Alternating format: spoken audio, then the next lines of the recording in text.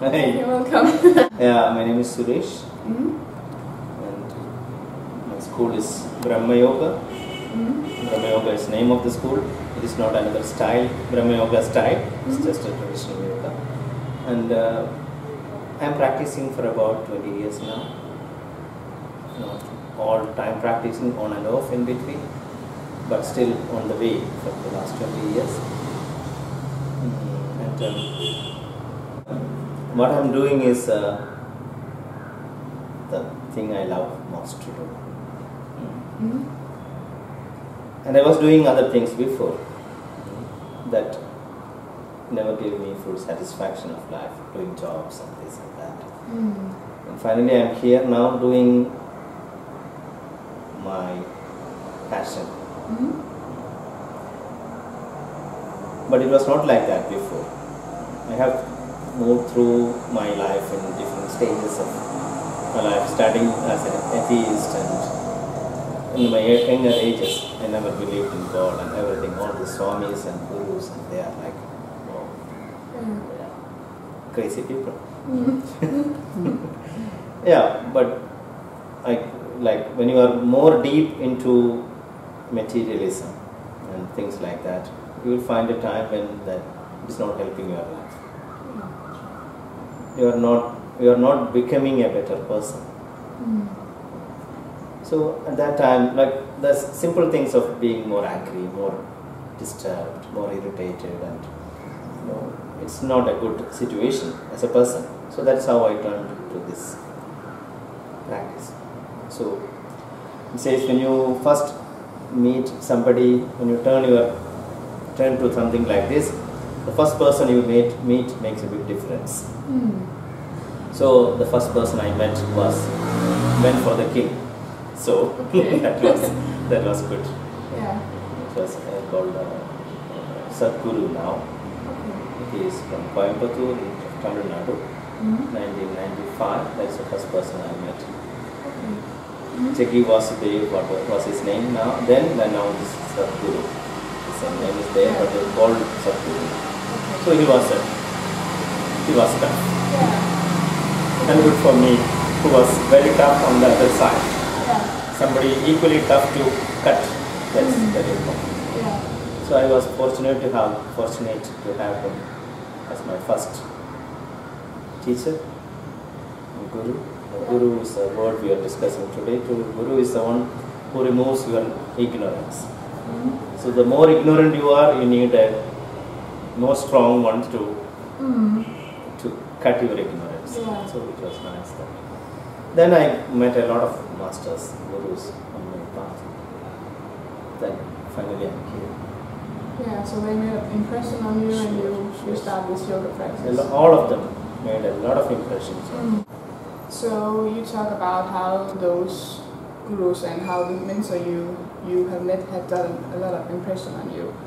So I heard you talk a little about religion, but you was not that into it so much. You said that it was something about the people, I know. Yeah. But do you have a religious belief or no? Yeah, I have a religion by birth. Okay. Whether you believe in that religion or not is another thing. I am a Hindu by birth. Okay. So somehow that gave me an advantage because all these scripts and books, and they're all in Sanskrit and connected to Hindu religion.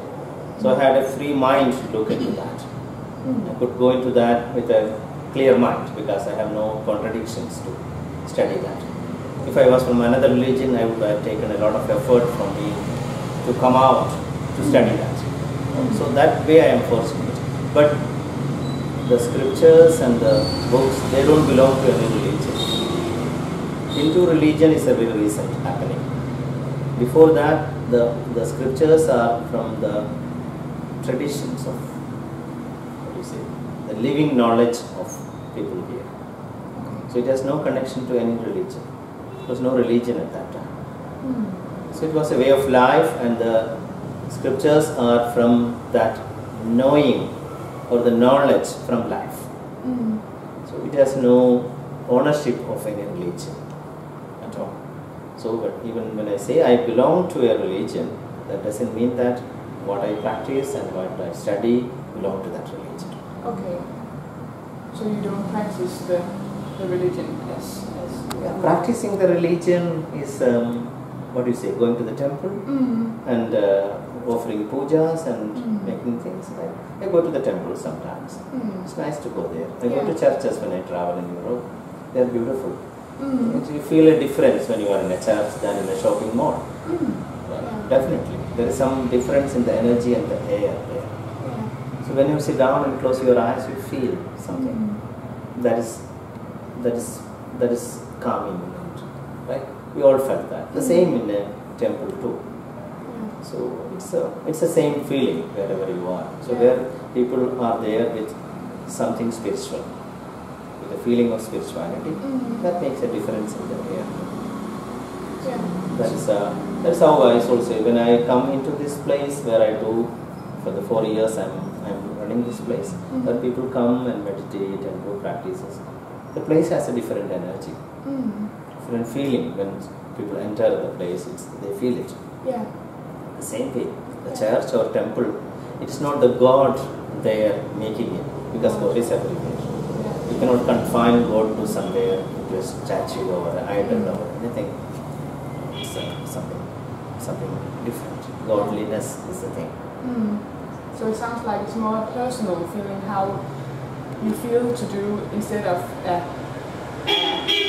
like you have to pray and do it. It's more like today I feel like I want to do it. So it's more like a belief than yeah, it's a feeling kind of thing. So I'm not praying anything when I'm going to a temple. Oh God, help me. God, give me that. God, give me some more money. And God, don't give money to the other person. It's not. These prayers are never heard because we already have a lot. I have a healthy body. I have all the organs working, and my eyes seeing, ears hearing, and I have a lot of things to live with beautifully, and I have beautiful people around me. I don't need to ask anything more. So as of now, it is very good. So my prayer is kind of closing my eyes and feeling good wherever I am. And send the energy out to the So the energy outside also help in that. As I said, I feel better than a shopping mall. When I close my eyes in a shopping mall, I don't feel mostly the same thing as I do in a temple or a church or anywhere such as where people come and pray or sit with peace. So if we have to say, you say that now you do your passion and you do what you love the most, but if you have to say words about how you see the meaning of life to you, it's a big question, but yeah, that is a very big question, of course. I don't know what is meant by the meaning of life. Living is the meaning of life. I am living a good life. I am not saying that I don't have problems, but with the problems I feel good. With the problems, I am not saying that a problem-free life is a good life. No, that way. So the meaning of life is being happy in a deeper way in all the situations. So I'm not saying that I am fully there, but I'm feeling that in most of the time in my life.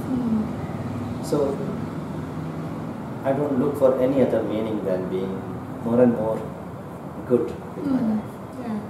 And how do you, when you say you're happy with your life, is the yoga doing this for you? And when you practice yoga, you feel like you have more happiness in the life? Practicing yoga is not only doing things on the mat. It is learning things. It is learning, open to new ideas and open to new knowledge and new perceptions and new attitudes. And that is yoga. Yoga is life practice. It's a practice of life. So when that comes, of course, the life changes, and definitely you will feel more peaceful and settled and clear in your life. Clarity is the big thing that will happen. More and more clear.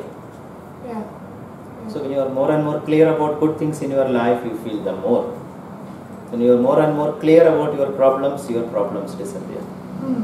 Because solutions are there with the problems. When you have clarity of what is your problem, you get the solutions too. So the clarity help you in all aspects of your life. Yoga is to bring more and more clarity in you. Okay. Yeah. So how do you feel that this clarity connect with other people? Do you feel more love around you, or? Sure. Yeah. Sure. Yeah. A lot of love around you. Of course, you see the other side too. Okay. Yeah. It doesn't mean that all the people will like you. No. It's not that. No. So when you see the love of other people, you see also that other people, a lot of people are not in love with you too. It doesn't matter. Yeah. Because you don't have a problem with that. So that is how you feel more settled. It doesn't mean that you will have loving people, all of them loving around you. The whole world will love you. No, never happened. Yeah. It never happened with Jesus or Krishna or anybody. So why should it happen to me? Yeah, you're right. Yeah. So it sounds like when you have more clarity yourself, it doesn't matter what other people think about you. Most of the time doesn't matter. Sometimes it touches you too. Then you need more practice and more clarity. Okay. That's what I'm working on. I have not reached. I'm on the way. Yeah. Maybe the whole life you have to go through this, right? Lifetimes. Yeah. Yes, you said it's a lifetime practice. Yeah. And more lifetimes. Yeah. So you said that people come to here and you too to practice all this. Do you think that you can improve this lovability to other people to do more and more? Yeah, improving every time. With every meeting, with others and with myself, the lovability is increasing for sure. Yeah. But I don't have any goals to reach in such a level that now it is over, then I don't have to do anything now. I'm just loving and people just love me. As I told you, it's not possible. It's not possible for me now. Yeah. When I reach to some state, maybe. I don't know. Till I am there, I have no authority to say that. No. But those who have reached say that it is possible. So that is the only goal I am looking at. Yeah. It's possible, but I am not in a hurry. No. So you take one step at a time and be patient in the present. Yeah. I'm happy now. Yeah. So do you think that this yoga helps you also to love yourself more? Not just maybe some other people, but also yourself as a person? Sure. Yeah. That's the thing first happens. You start to love yourself more. Accept yourself more. And then you can love and accept others. Jesus said the same. You love your neighbor as you love yourself. So first, usually he said the first condition, second. You love yourself, then only you can love your neighbor. Neighbor is you. Yeah, thank you. Not the person who is living the next door, no. Anybody who is near you, around you, is your neighbor. So, when I love myself, I am in love with you too. That sounds good. So, wow, it was very good. Yeah, thank you. Yeah, and thank you for being here, Suresh. It was very nice to have you here. Thank you for being here and